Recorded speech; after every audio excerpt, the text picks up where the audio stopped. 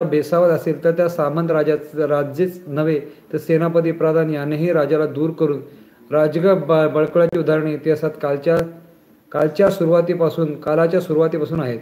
राजाचा मुख्य प्रधान हाही राजाला निष्ठावान, सद्गुणी, चलाख, हुशार, शूर असायला हवा.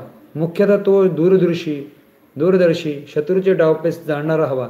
यावर फक्त आचार्य चाणक्याचे नाव घेता येते.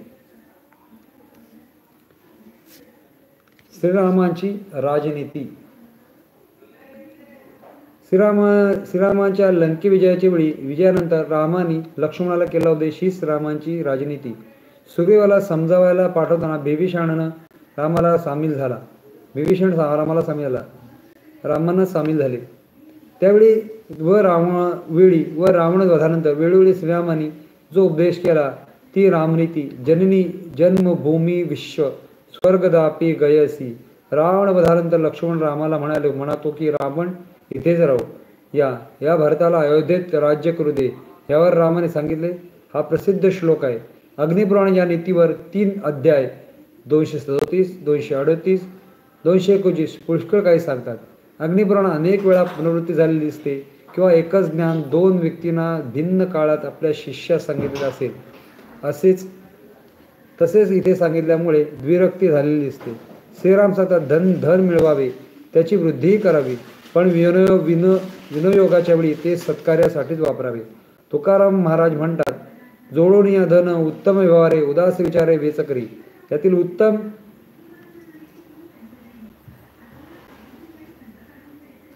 आणि उदास या शब्दाचा फार महत्त्वाचा आहे. भ्रष्टाचे धन नको, सटोच्या व्यवहाराने मिळवलेले धन असावे. विनियोगाने करताना चैनीसाठी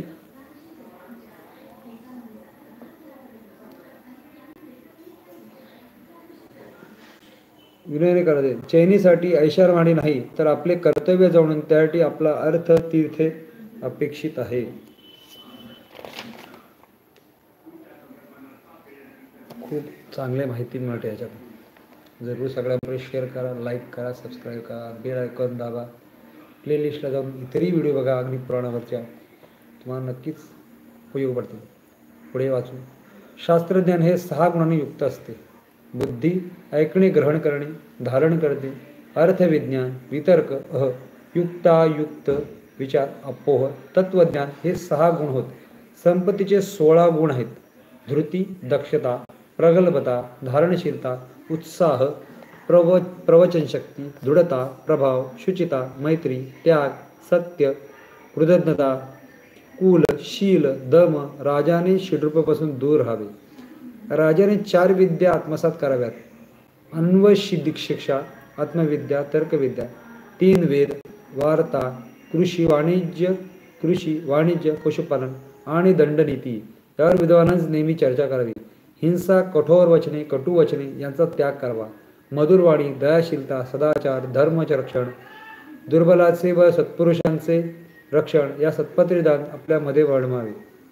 कोणाविषयी ईर्ष्या बाळगू नये. ठराविक काळ मौन धारण करून आत्मचिंतन करावे. गुरु व सज्जन यांचा सत्कार करावाच, पण दुष्टांनी आपल्या सद्वृत्तीने योग्य मार्गावर आणावे. दुसऱ्याच्या कृतीची निंदा करू नये. लोकव्यवहारात सर्वांशी मधुर बोलावे. राजा, अमात्य, राष्ट्र, दुर्ग, कोश, बळ, युद्धी हे राज्यकारभाराचे 7 अंगे आहेत.